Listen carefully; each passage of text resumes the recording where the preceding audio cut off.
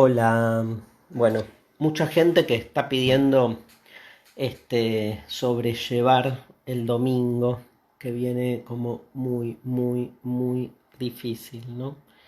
Es un domingo eterno este, tremenda la cuarentena. Estuvo bueno lo que empezamos a trabajar ahí con Felipe que se cortó, ¿no? Esta idea de cómo encarar filosóficamente la cuarentena, tanto la pandemia como la cuarentena, ¿no? Me parece que está bueno pensar de qué manera poder encarar. Habíamos visto ahí con Felipe encararlas desde el punto de vista socrático, platónico, aristotélico, ¿no? Está bueno pensarla desde ese lugar estoico. Aporta la filosofía, la felisofía, casi me sale, mira. Aporta la filosofía, nada, esto, ¿no? Formas como para pensar qué hacer frente a una situación como esta. No sé si ayuda de mucho, ¿no? Como por ahí sirve como si uno toma los sistemas filosóficos de los pensadores, sirve como para encarar en principio analíticamente lo que está pasando y después, obviamente, bajarlo a una práctica. No digo que no, digo, calculo que una filosofía religiosa, obviamente, analizaría de distintos modos lo que sucede, pero en el fondo terminaría en algún punto tratando de comprender cómo lo que sucede tiene que ver con el libre arbitrio humano. Digo, ¿dónde está Dios en todo esto? ¿No? Digo, podríamos encontrar en alguna filosofía de tipo religiosa, en alguna teología, eh, herramientas para sobrellevar mejor este domingo eterno, esta cuarentena plagada de incertidumbre. No digo domingo eterno porque es una cuarentena que parecería que nunca termina, ¿no? Que eso es como, digamos, lo que genera el principal conflicto. Si uno supiera que esto se termina en algún momento, ahí, digamos, entramos de otra manera a la situación. Pero esta manera, al dejar abierto, casi como en la ambigüedad fronteriza de cuándo es que se va a terminar esta situación, queda como una sensación de angustia, ¿no? Decía el otro día que la angustia es angustia frente a la nada, lo que te angustia es algo que vos no delimitás como objeto, ¿no? Digamos, no te angustia algo concreto. Si es algo concreto te genera otro estado de ánimo, miedo, desesperación. La angustia tiene que ver con lo indelimitado. Hay algo que no podés terminar de delimitar, ¿no? Me parece que ahí es donde pega la angustia y que tiene que ver, digamos, en ese sentido con que no sabemos cuándo termina esto. Por eso nos agarra el bajón. Eh, y en ese sentido me parece que las filosofías religiosas se manejan de dos maneras, como que por un lado, eh, digamos, descargando de responsabilidad a Dios, ¿no? Es el típico problema de la relación de Dios y el mal, digamos, si Dios existe y Dios nos creó, la típica pregunta, ¿por qué está permitiendo la pandemia? ¿No? Es como, entonces los que piensan que, digamos, Dios, eh, ¿cómo es la frase de Einstein? Que Dios juega a los dados. Dios no juega, qué mal que estoy. Dios no juega a los dados, o sea, como que hay algo pensado. Entonces van a suponer que detrás de esto hay un mensaje. Esa es una forma de lidiar con esta mierda. Como que, bueno, por el típico por algo esto está sucediendo, ¿no? Y me parece que obviamente uno puede encontrarle siempre la vuelta para justificar que hay un ser divino supremo que sabe en realidad cómo sigue la historia y que esto es una prueba, ¿no? ¿Viste la típica prueba? Vos tenés los relatos de el arca de Noé, que la prueba terminó como el orto, ¿no? No, peor la de Sodoma y Gomorra. Todos esos relatos bíblicos donde las pruebas, el ser humano es peor, ¿no? Lo que hace y entonces, bueno, el arca de Noé fue terrible, o sea, destruyó todo y empezó el mundo de nuevo. Sodoma y Gomorra más o menos, quedó uno de pedo, ahí quedó un grupo, Lot y sus hijas, la esposa, ¿se acuerdan que se da vuelta para ver cómo son fulminadas estas ciudades y queda convertida en una estatua de sal? Bueno, a mí me encantan todas esas historias, por eso las cuento, pero quiero decir, esa especie de, digamos, lectura teológico, metafísico, teleológica, o sea, pensar que todo lo que sucede sucede por algo. Eso calma un poco. Es como, es muy propio de las filosofías religiosas encontrar como una explicación conspirativista. Miren qué cerca está la conspiranoia esta de las lecturas conspirativistas que ven detrás de esto, no sé, el demonio que sea. O sea, siempre que vas a lugares imposibles de demostrar en términos medianamente empíricos, porque tampoco soy un fanático de la empiria, pero, digamos, hay un dios o hay una confabulación de malos del mundo que se juntaron a cagarle la vida al ser humano, yo qué sé. O esos misticismos de tipo es la revancha de la naturaleza. ¿Y quién es la naturaleza? Y Dios vestido de planta, ¿viste? Porque, o sea, me parece que ahí, en situaciones como esta, está bueno un poco de literatura, no digo que no, hace bien, pero hay que ir al mismo tiempo a lecturas más políticas, y cuando digo políticas digo secularizadas, ¿no? Bien terrenales, a ver qué pasó acá, cómo comenzó esto, qué se puede hacer. Entonces, desde ahí me peleo con las filosofías religiosas, no me peleo con cierta propuesta religiosa que está buena, que tiene que ver con cómo pasar el momento. El momento se puede pasar de distintos modos. Y en ese sentido, el que encuentra esta cuarentena, este tiempo out, este tiempo distendido, como para conectar con otra cosa, vale, yo lo hago. ¿Sí? Desde meditar, nada, parar la pelota, pero parar la pelota y tirarla a la mierda, no estar pensando para dónde ahora le pego el pelotazo. Si no es como, viste, estás jugando, parás la pelota y te vas. ¿A dónde? Ni al vestuario te vas a la mierda, a otro lado. Hay algo de eso que está bueno, donde lo religioso te convoca no como religión, sino como momento de introspección. Nada, es un lugar donde lo religioso no sería muy diferente a una actitud filosófico-existencial. Yo creo que son primos hermanos, la religión en ese sentido pensada y la filosofía, ¿no? Después estoy pensando como hablamos de Epicuro, de Aristóteles, una filosofía kantiana, por ejemplo, ¿no? Bueno, una filosofía empirista. Vamos antes, una filosofía empirista te diría, mira, o sea, no le des lugar a ninguna de las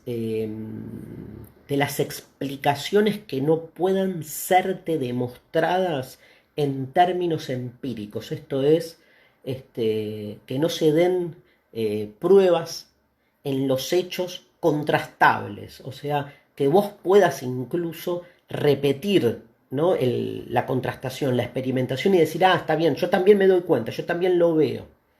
O sea, para el empirismo todo tiene que ser demostrable en los hechos.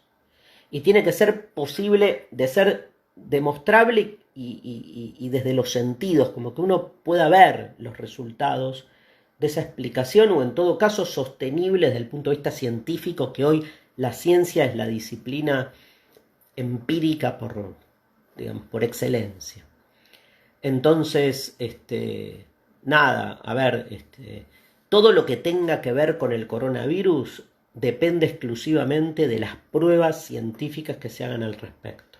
Todo lo que tenga que ver con los comportamientos humanos, también, porque la sociología también es una ciencia. Obviamente no es una ciencia empírica en su totalidad, ni muchas de las explicaciones sociológicas acerca de nuestro comportamiento como sociedad frente a la cuarentena van a tener el mismo tipo de comprobación que tiene la del virus, el contagio y el cuerpo. Pero sí me parece en eso, les diría que menos metafísica, menos literatura, menos espiritualidad y más positivamente ciencia dura, con resultados concretos. Eso diría un empirista, ¿no? Un empirista estaría completamente abocado a la necesidad de encontrar esos resultados, ¿no? en las experiencias que se dan en términos de experimentación científica, que hoy es la que más cataliza digamos, las formas empíricas de conocimiento, la ciencia, ¿no? Sobre todo para no engancharse de nuevo ni en lecturas conspiracionistas ni en lecturas, digamos, espiritualistas, ¿no? Que son de las que el empirismo en general huye. ¿Qué diría Kant? ¿No? Kant, yo les diría la ética kantiana, más que Kant. La ética kantiana es una ética del deber. Kant, ustedes saben que introduce el imperativo categórico en su filosofía práctica, en la fundamentación de la metafísica de las costumbres. Está muy claro en ese libro, por ejemplo, lo que es el imperativo categórico, que es como, digamos, pensar si están bien o no están bien nuestras acciones, lo que hacemos en relación a nosotros mismos y a un otro, o sea, las normas morales que tienen que ver con uno, pero que tienen que ver con el otro. Kant ahí obviamente sostiene una ética del deber. Ser feliz para Kant es cumplir con el deber, o sea, hacer lo que debemos hacer. Y me parece que en este contexto la ética del deber es una ética obviamente del cumplimiento de la norma.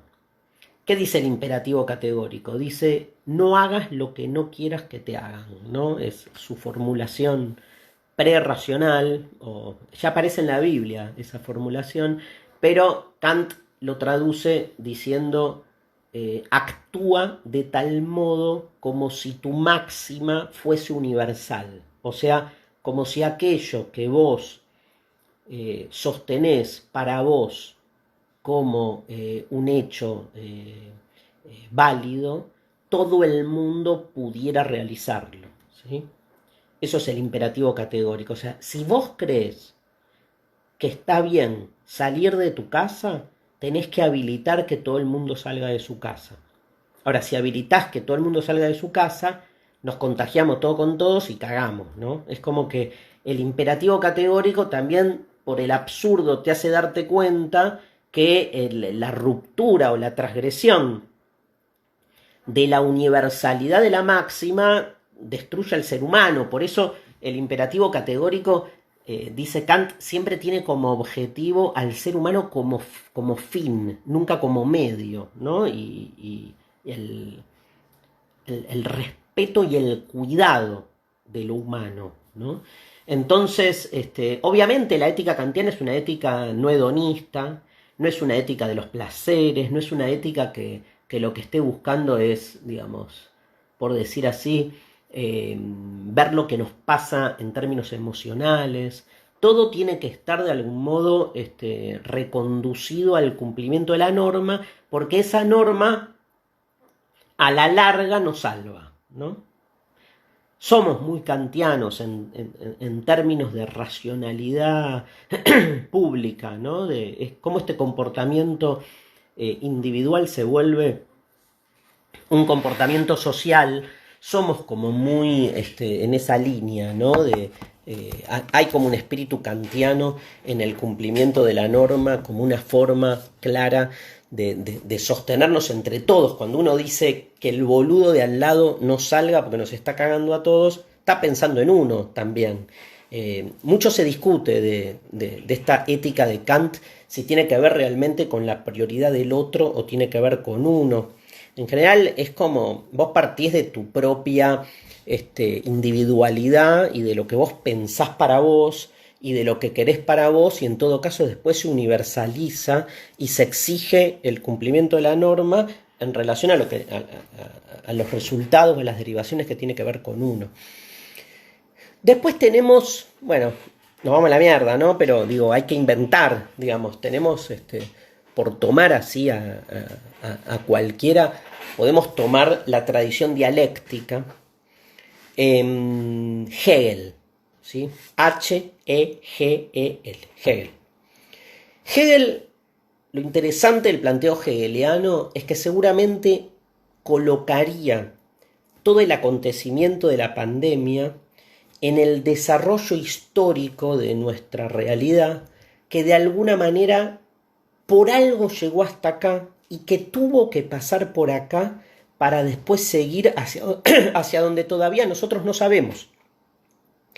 Pero que si contáramos la historia desde el final, entenderíamos por qué tuvimos que pasar por acá. O sea, la de Hegel es una filosofía de la historia donde cada pedo que te tirás tiene una razón de ser. Y entonces hay que haber pasado por el coronavirus para algo. El problema es que cuando estás viviendo el presente no tenés la más puta idea de hacia dónde la cosa después deriva. Pero el paso por el presente es obvio que necesario, y solo cuando toda esta situación mute, ¿no? Se supere, diría Hegel, pase a un estadio superior, vamos a ver qué es lo que sucedió, qué es lo que pasó, por qué tuvimos que pasar por acá, etc. Marx, una lectura marxista, ¿no? de lo que nos está pasando, yo diría que Marx iría más a entender, obvio, voy a decir una boludez, pero a entender los condicionamientos económico-políticos de lo que nos sucede. Sería la discusión, si quieren, más contemporánea acerca de la incidencia directa del capitalismo en el surgimiento de la pandemia y en la forma en que los países después se relacionan con la pandemia.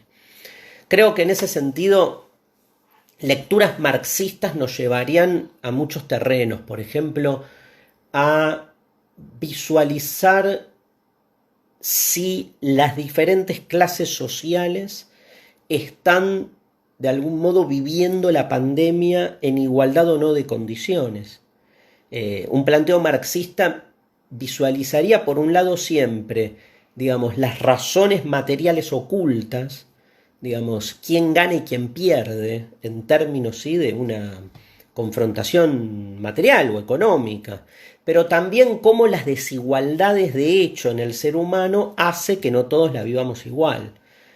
Una lectura marxista nos tendría que hacer reflexionar realmente acerca de cómo la pandemia no nos afecta a todos por igual, aunque los cuerpos estén todos siendo sujetos de contagio, las condiciones materiales con las que afrontamos la enfermedad son muy distintas. Entonces ahí la desigualdad de clase es fundamental y en ese sentido el marxismo volvería sobre la necesidad de una revolución social justamente que licúe esa simetría. Ahora, también es muy probable que el marxismo pondría el acento, repito, como en analizar las condiciones de producción de la enfermedad, digamos, que tiene que ver también con nuestro sistema de salud, con la mercantilización de la salud, cómo está de algún modo en juego también eso. Bueno, hasta acá llegué. Tengo a las 9, me acabo de acordar, una entrevista con Ángela Lerena para hablar de fútbol. Me harté de la filosofía, les agradezco a todos, pero quiero ya prepararme para defender al pincha y al bilardismo en un rato. Buen domingo y nada, a pasarlo.